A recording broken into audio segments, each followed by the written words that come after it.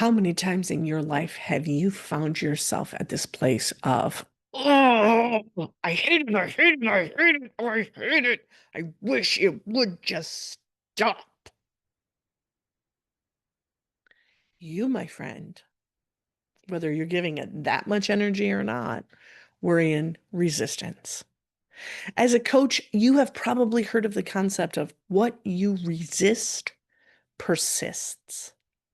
You may even teach it in your business to your coaching clients.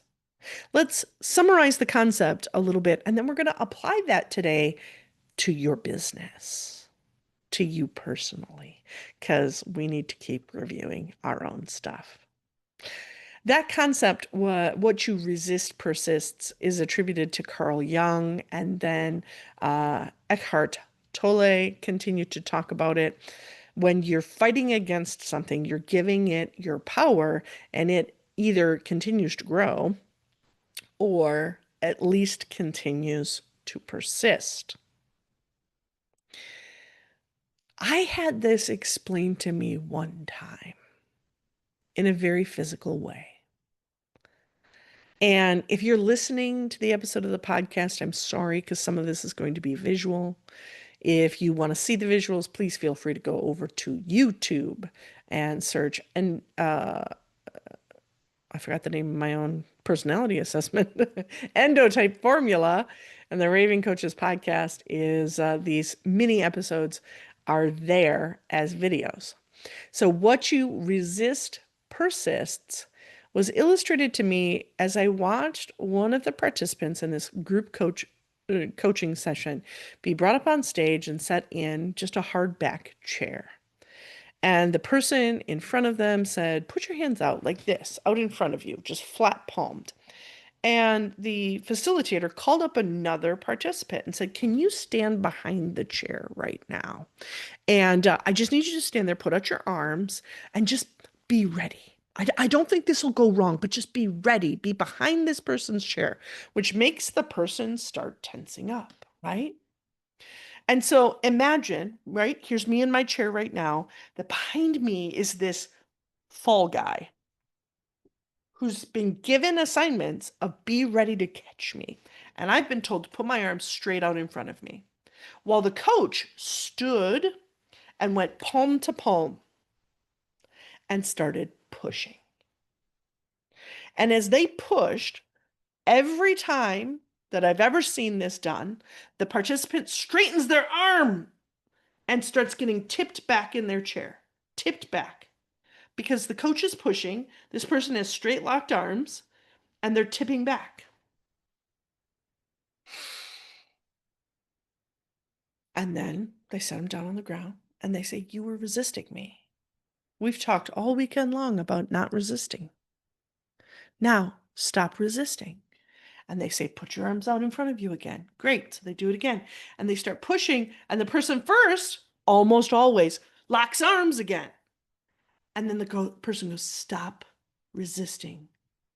And when they bend their arms, they sit on the ground perfectly fine. The coach is still pushing their hands, pushing their hands, pushing their hands, moving their hands all around. But without resistance, there's none of that feeling like I'm going to fall. There's none of that feeling like I'm out of control. There's none of that feeling like something else is controlling me and my time, my energy, my resources, my life. There's a calm. That, that is the goal. So in your business right now, what are you resisting?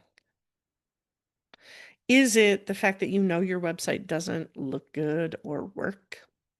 You're not getting anything from your website. In fact, you don't send people to your website because you think it looks icky. Icky. I don't like it. You're resisting it. Is it that you have this really great idea for the next step in your business, but I don't want to do it right now? Is it not making the follow-up phone calls? Is it not doing in person or live. Let's call it live networking because I think you can do virtual networking, doesn't have to be in person, but I think you also need to do networking. I I don't think you're going to build your whole business on social media or with ads. I think you're going to meet people and talk to people. What are you resisting? That's what's in control of your business right now. You have abdicated your autonomy, your power, and your control to whatever that thing is. How do we get out of that cycle? Like in that illustration, it was as easy as bending your arms.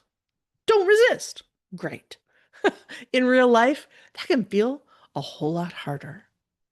So, first step is always awareness. Notice where you are resisting and stop resisting. Bring awareness and consciousness to what might be an unconscious response right now. You are not thinking, I'm going to resist doing follow-up phone calls. I'm going to resist doing follow-up phone calls. I'm going to resist. You're just not doing them. It's unconscious resistance. So then we sit with it. We come to accept that, oh, yeah, well, they make me uncomfortable. I don't want to seem salesy. Oh, so you were resisting being salesy.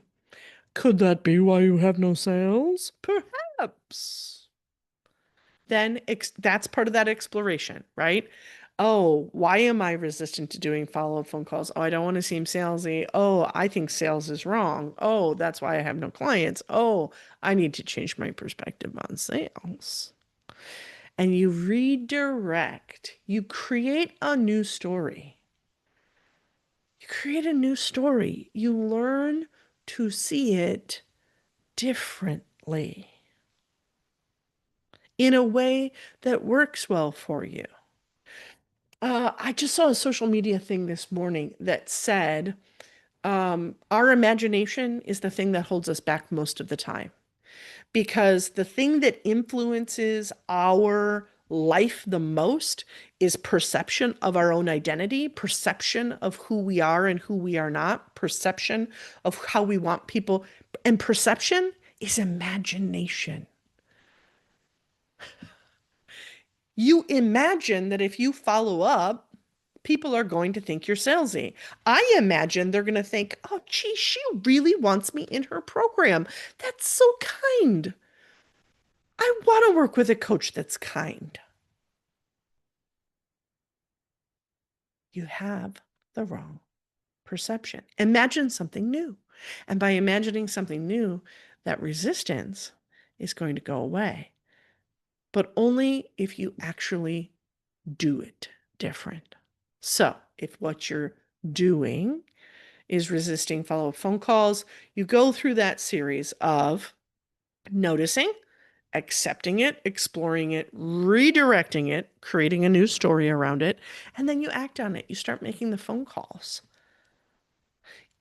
The other step that may help you a lot is to work with your own coach or a coach that you know, or maybe it's time to hire a coach, right? If you're resisting working on your own marketing because, oh, it just never seems to work and it's always so hard and it takes so long and it's so much energy. Well, then you're not having fun doing it.